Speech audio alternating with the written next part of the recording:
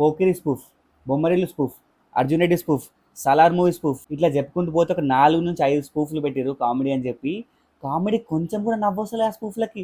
ఎందుకు పెడుతున్నావు ఇప్పుడు, ఏం దీంతో నవ్వాలా మేము అన్నట్టు. ఆల్రెడీ సినిమాలో యూజ్ చేసినాం కదా, మళ్ళీ ఇప్పుడు కొత్తగా నవ్వు రమ్మంటే ఎట్లా వస్తుంది నాకు అర్థం కాదు. నవ్వు రాలేదు. ఇన్ఫాక్ట్ కొత్త సీన్ రాసుకుంటలే డైరెక్టర్ అని చెప్పి ఆయన పైన కోపం వచ్చింది.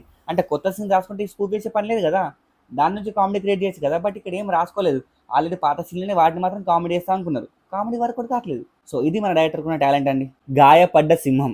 యాక్చువల్గా గాయపడ్డ సింహం కాదు, సినిమా అంతా అయిపోయి ఆడియన్స్ గాయపడతాం, మనం గాయపడతాం. మామూలు గాయం కాదు, తేలుకోలేకుండా కోరుకోలేకుండా గాయపడ్డాం. అసలు ఈ మూవీతో డైరెక్టర్ ఏం చేద్దాం అనుకున్నాడు, ఎందుకు ఈ సినిమా తీసిండు, అసలు సినిమాలో స్టోరీ ఏంటి. ఫస్ట్ కామెడీ అంటారు, తర్వాత లవ్ అంటారు, మళ్ళీ థ్రిల్లర్ అంటారు, తర్వాత క్షుద్ర పూజలు అంటారు, బ్లాక్ మ్యాజిక్ అంటారు, లాస్ట్ కి వచ్చేసి వాడికి మెంటల్ అంటారు, సైక్ అంటారు, అన్ని మూవీస్ మిక్సర్ వేస్తారు. అసలు ఎందుకు తీసిర్రా ఈ సినిమా, దీంతో ఏం చెప్దాం అనుకున్న డైరెక్టర్ నాకు అర్థం కావట్లేదు. ఈ సినిమా రిలీజ్ కన్నా ముందు డైరెక్టర్ ఒక 100 షార్ట్ ఫిల్మ్ డైరెక్ట్ చేసిందంట. ఎక్కడ పోయింది ఆ డైరెక్షన్ అంటే నాకు అనిపించట్లేదు. 2 గంటలు లిటరల్గా బోరింగ్ అంటే బోరింగ్ సినిమా చూసినాం. ఏ మాత్రం కూడా నవ్వు రాకుండా, నవ్వులు ఉన్నాయంటే అక్కడక్కడ మాత్రం ఒక లైట్గా హిహి అని నవ్వుకుంటాం, అంతకుమించి ఇంకా అసలు నవ్వే రాదు సినిమాలో. ఈ సినిమా చూసినాక అనిపించింది అసలు డైరెక్టర్ నిజంగా టాలెంట్ ఉందా. ఇఫ్ నిజంగానే టాలెంట్ ఉంది అనుకుంటే 100 షార్ట్ ఫిల్మ్ డైరెక్ట్ చేసిన అనుకుంటే ఆ టాలెంట్ అంటే ఎక్కడ పోయింది. సినిమాలో ఎక్కడన్నా ఒక ప్రాపర్ ఇన్సిడెంట్ కానీ, ఒక ప్రాపర్ సీన్ కానీ, ఒక ఎలివేషన్ కానీ, ఒక కామెడీ కానీ, ఒక థ్రిల్లర్ కానీ, ఒక జానర్ ఏమైనా అసలు మీట్ అయిందా, ఎక్కడన్నా ఎక్స్పెక్టేషన్ మీట్ అయిందా. అసలు ఈ సినిమాకి మేము ఎందుకు వెళ్ళాలి, దీనివల్ల మాకు ఏమొస్తుంది, ఎంటర్టైన్మెంటా రాలేదు, ఫన్ ఉందా లేదు, థ్రిల్లింగ్ అనమా లేము, పోనీ ఆ బ్లాక్ మ్యాజిక్ తో ఏమైనా గూస్ బంప్స్ వచ్చినాయా రాలేదు. అసలు శ్రీ విష్ణు గారి సినిమాలో ఏం చేస్తున్నారైనా, అసలు పర్పస్ ఏమన్నా ఉందా. అసలు ఈ కాన్సెప్ట్ ఎవర్రా రాసుకునేది నాకు అర్థం కాదు. ట్రంప్ కి బ్లాక్ మ్యాజిక్ చేయడమైంది నీ. సినిమాలో హీరో వచ్చి తరుణ్ భాస్కర్, బట్ పోస్టర్ల మీద కానీ, బుక్ మై షోల ప్రివ్యూ మీద కానీ శ్రీ విష్ణు హైలైట్ చేస్తున్నారు. అంటే ఈ మూవీకి తరుణ్ భాస్కర్ ని ఫేస్ గా పెడితే ఎవరు రారనుకున్నారా. శ్రీ విష్ణు గారు అసలు ఎందుకు ఆయన పోస్టర్ లో పెట్టిన మెయిన్ క్యారెక్టర్ లాగా, అసలు ఆయన క్యారెక్టర్ ప్రాపర్ గా రాసుకున్నారా. క్షుద్ర పూజలు అంటారు, black magic, control control control. అసలు ఈ సినిమాలో ఫరియా అబ్దుల్లా ఏం చేస్తుంది, ఆమె క్యారెక్టర్ ఎందుకుంది, ఆమె పర్పస్ ఏంటి. ఒక సాంగ్ కోసం వచ్చింది, సాంగ్ మించి ఆమెకి 1% అన్న ఆమెకు రోల్ ఉందా. నాకు ఇంకా అర్థం కాదు ఏమంటే అసలు తరుణ్ భాస్కర్ కి పైతం ఎక్కడి నుంచి వచ్చింది. సినిమాలో యాక్ట్ చేయాలి, హీరోలాగా యాక్ట్ చేయాలని చెప్పి అసలు పైతం ఎందుకు వచ్చింది. హ్యాపీగా డైరెక్టర్ లాగా 2 మంచి మంచి మూవీస్ తీసినా, పెళ్లి చూపులు అని చెప్పి ఈ నగరానికి ఏమైందని చెప్పి కీడాకోలతో స్టార్ట్ అయింది. కీడాకోల మూవీలో మెయిన్ లీడ్ గా చేసిండు, ఆ మూవీ కొంచెం యావరేజ్ గా ఆడింది. దాని తర్వాత ఇంకా చాలా అంటే చాలా మూవీస్ లో కొన్ని క్యామియోస్ చేసిండు, అవి వర్కౌట్ కాలే.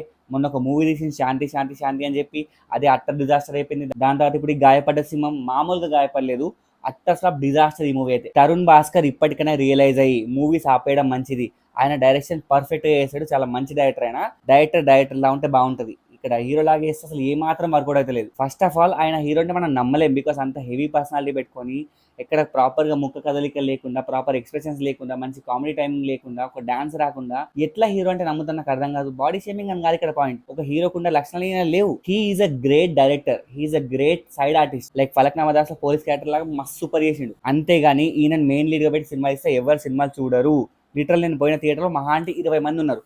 600 కెపాసిటీ ఉన్న థియేటర్లో 20 మంది ఉన్నారంటే మీరు అర్థం చేసుకోండి ఆయన పుల్ ఎంత ఉందో. ఇంకా మూవీకి డైరెక్టర్ కమ్ యాక్టర్ అయిన కశ్యప్ గురించి మాట్లాడుకుంటే, ఆయన చాలా టాలెంట్ అని చెప్పి చాలా మంది చెప్తా ఉంటారు. కానీ నాకు మూవీ చూసిన చెప్పి మాత్రం అసలు ఎక్కడ కూడా టాలెంట్ 1% కూడా ప్రాపర్ గా బయటపడలే అనిపించింది. ఏమన్నా బాగుందా అంటే జేడీ క్యారెక్టర్ కొంచెం బాగుంది అనిపించింది. స్టార్టింగ్ కొంచెం విలన్ గా చూపిస్తుంది, కానీ మెల్లమెల్ల ఆయనకు భయం అనే ఒక యాంగిల్ ఇంట్రడ్యూస్ చేస్తారు. ఆ ఒక్క పాయింట్ కొంచెం మంచిగా అనిపించింది. అంతకు మించి ఆయన చేసింది ఏమీ లేదు. ఇంకా ఈ సినిమాలో సాంగ్స్ వస్తాయి.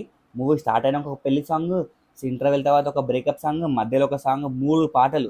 ఏ మాత్రం కూడా ఇంట్రెస్టింగ్, అసలు ఎందుకు పాటలు ఉన్నాయి అర్థం కాదు. అసలు వర్స్ట్ తీసి కట్ కాపీ చేసి బయట పడేసేయచ్చు, అంత బక్వాస్ పాటలు ఉన్నాయి. యాజ్ అన్ ఓవరాల్ నాకు 2 hours మూవీ 4 hours లాగా అనిపించింది. అంత లాంగ్ లెంత్ మూవీ అనిపించింది. కంప్లీట్ బోరింగ్, ఎక్కడ కూడా ఇంట్రెస్టింగ్ లేని ఒక బోరింగ్ సినిమా ఈ గాయపడ్డ సింహం. దీనికి మళ్ళీ పార్ట్ 2 కూడా ఉంది, పోరాట సింహం అని చెప్పి. మన శ్రీ విష్ణు గారు మెయిన్ లీడ్ అంట. బొంగు బి వర్కౌట్ కాదు. సో ఇది నా రివ్యూ. మీకు గనక నా రివ్యూ నచ్చితే please do like, share, subscribe to movie మంచి. జిందాబాద్.